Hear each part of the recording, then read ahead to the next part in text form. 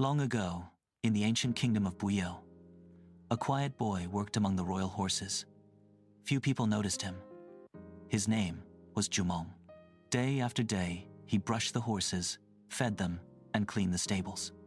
Though he lived as a simple servant, the horses trusted him more than anyone else.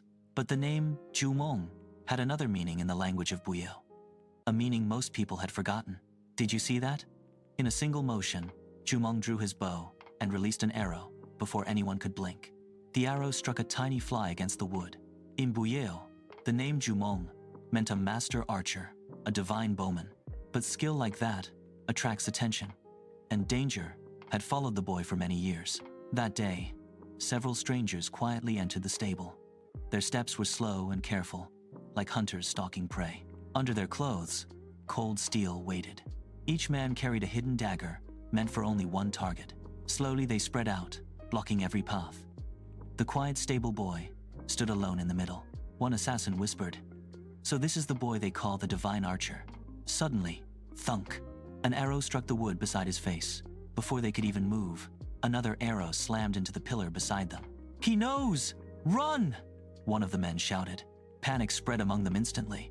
In the corner stood Jumong, calm and silent, his bow still raised.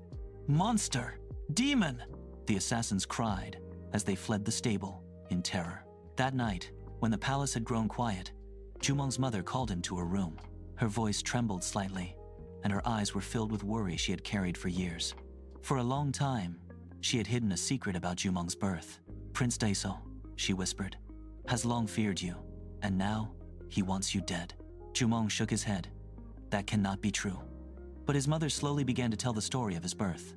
Long ago, before Jumong was born, Yowa walked beside a quiet river, enjoying the peaceful water and the wind among the reeds. Then suddenly, a great warrior descended from the sky. His name was Heimosu, the son of heaven. Beside the riverbank, heaven and earth brought them together. A beam of radiant sunlight descended and surrounded Yuwa like a blessing from the heavens. Soon she realized that she carried a child touched by heaven itself. But when the child was born, the palace did not celebrate. Instead, fear filled the room. For lying beside Yuwa was not a baby, but a glowing egg. The palace maids gasped in terror. None had ever seen such a thing before. King Jumwa stared at the egg and called it a terrible omen. He ordered the soldiers to smash it, but nothing they did could break it. At last, they carried it away and left it deep in the forest. Yet the forest itself seemed to protect it. Deer, birds, and wild animals gathered quietly around the egg. At last, the shell cracked, and inside lay a baby boy. As he grew, Jumong showed a gift unlike any other child. Even from unbelievable distances, his arrows struck their targets perfectly. But from the palace, Prince Daeso watched, and jealousy burned in his heart. Years passed, and the danger only grew. Yuwa told him quietly. "You may not have realized it," Yuwa said softly, looking at her son with sad eyes. "But since you were very young, there have always been people trying to harm you. Now Daeso has become crown prince. The entire court obeys him. You must leave this kingdom, my son, before it is too late." Under the pale moonlight, Jumong stood alone and made the hardest choice of his life. And as many years passed, he had secretly raised a powerful horse, preparing for the day he might need to flee. That night, he rode into the forest with a few loyal companions who believed in him. When Daeso heard the news, his fury shook the palace halls. Immediately, the soldiers mounted their horses and began the chase. Across mountains and plains, the thunder of hooves echoed through the land. At last, Jumong reached the mighty Umri River. The river was far too wide and fierce to cross. Behind them, a cloud of dust rose from the approaching army. Jumong lifted his voice and called to the heavens and the spirits of the river. "I am the son of heaven and the grandson of the river god.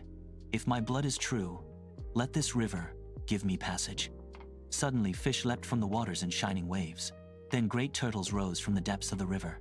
Side by side, they formed a living bridge across the rushing water. Jumong rode across the turtles as they formed a bridge, but the moment he passed, they vanished beneath the river. But when Daeso's soldiers finally arrived, the living bridge had already vanished.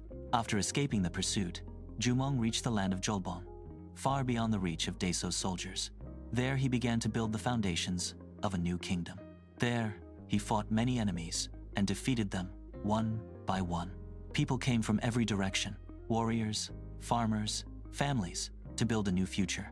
Soon the banner of Goguryeo rose proudly in the wind, and beside his queen stood the young king, Jumong, founder of Goguryeo, one of the greatest kingdoms in Korean history.